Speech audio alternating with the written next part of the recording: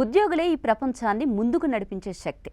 వాళ్ళు కదలకపోతే, నడవకపోతే దేశ ఆర్థిక వ్యవస్థ ఆగిపోతుంది. కానీ ఇవాళ ఆ కార్మికుడే, ఆ ఉద్యోగే బతకడానికే పోరాడే స్థితికి వచ్చాడు. ఒకప్పుడు జీతం వచ్చిందంటే ఆనందం, ఇప్పుడు అదే జీతం చూస్తే ఆవేదన. ఎందుకంటే 1వ తారీఖు జీతం పడిందంటే 5వ తారీఖుకే బ్యాంకు ఖాతా ఖాళీ అయిపోయే పరిస్థితి. ఎన్నో కలలతో వచ్చిన ఉద్యోగం ఇప్పుడు ఒక్క నెలను నెట్టుకొచ్చేందుకే సరిపోతుంది. ఇంటి అద్దె, కూరగాయల ఖర్చుకే జీతం మొత్తం అయిపోతుంది. ఇక పిల్లల చదువు, వైద్య ఖర్చులు ఎలా భరించాలి? ఇటు నగరాలు మెరుస్తున్నాయి, అటు కంపెనీల లాభాలు, రికార్డులు బద్దలవుతున్నాయి. కానీ మధ్యతరగతి ఉద్యోగుల జీతాలు మాత్రం అట్టే నిలిచిపోయాయి. జీతాలు పెరగవు, కానీ రోజురోజుకు ఖర్చులైతే పెరుగుతున్నాయి. ఉద్యోగం ఉందన్న భరోసా కన్నా రేపేం జరుగుతుందో అన్న భయం ఎక్కువగా మారింది. ఇదేనా అభివృద్ధి? ఇంతకీ ఇండియాలో ఈ సంక్షోభం ఎలా మొదలైంది? ఎందుకు మన శ్రమకు న్యాయం జరగడం లేదు? ఏ రాకతో ఎన్ని ఉద్యోగాలు పోనున్నాయి? కంపెనీ సీఈఓలకు లక్షలు, కోట్లు వస్తుంటే మనలాంటి ఉద్యోగికి మాత్రం ఎందుకు అసలు హైక్ తక్కువగా ఉంటుంది? ఇప్పుడు నేను చెప్పబోయే లెక్కలు చూస్తే మీకు అన్ని విషయాలు క్లియర్ కట్గా అర్థమవుతాయి.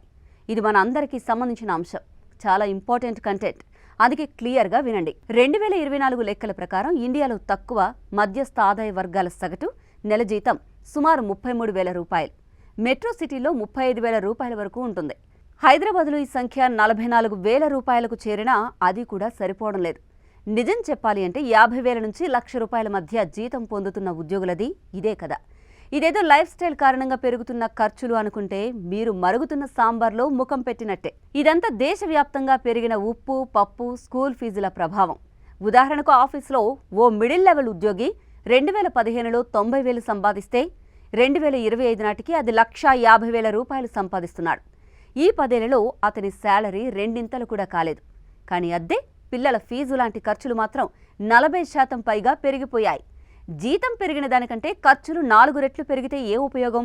ఇప్పుడు ఇదే సమస్య పేద, మిడిల్ క్లాస్ వర్గాల కుటుంబాలు ఎదుర్కొంటున్నాయి. అందుకే చాలామంది అప్పుల్లో కూరుకుపోతున్నారు. కొంతమంది సంపాదన పెద్దగా లేకపోయినా కూడా పెళ్లి చేసుకుని పిల్లలను కని వాళ్ల బతుకులను చీకట్లోకి నెడుతున్నారు. కుటుంబాన్ని మేనేజ్ చేయడానికి క్రెడిట్ కార్డులు, లోన్లు తీసుకుంటున్నారు. ఇటు పెరుగుతున్న క్రెడిట్ కార్డు డిఫాల్ట్లు చూస్తే ఈ విషయాన్ని అర్థం చేసుకోవచ్చు. పొదుపు మోతాదు చరిత్రలో ఎన్నడూ లేనంత తక్కువ స్థాయికి దిగజారిందని లెక్కలు చెబుతున్నాయి. ఈ పరిస్థితిలో మనం చేస్తున్న ఖర్చుల్లో 39% కేవలం అద్దె, ఫుడ్ కోసమే సరిపోతుంది. ఈ రెండూ లేకుండా బతకడం అయితే సాధ్యం కాదు. ఇటు 33% ఈఎంఐల కోసం పోతుంది.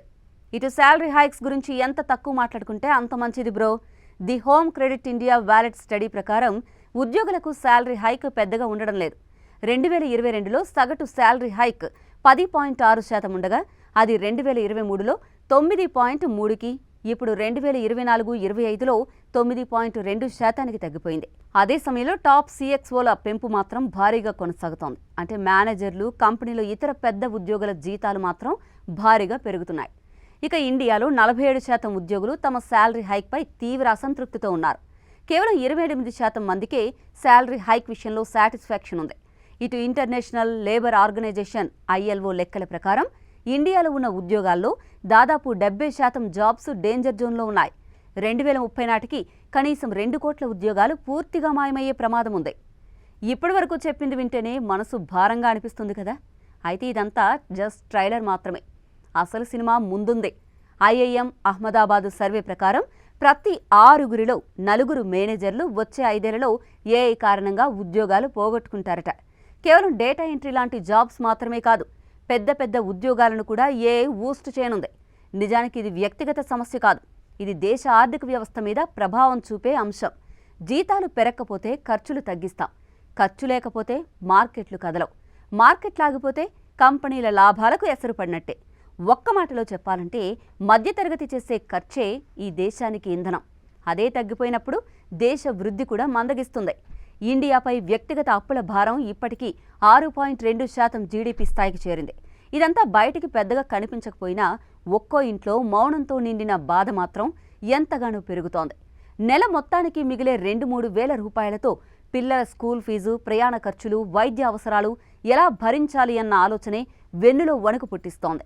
కరెంటు బిల్లు చూసి కంగారు పడని మిడిల్ క్లాస్ కుటుంబాలు కనిపించడం లేదు. ఇంత జరుగుతున్నా ఈ సమస్యను ప్రభుత్వాలు పట్టించుకోవడం లేదు. వీటిపై టీవీల్లో డిబేట్లు జరగడం లేదు. బడ్జెట్ స్పీచ్లోనూ ఈ ప్రాబ్లం వినిపించడం లేదు.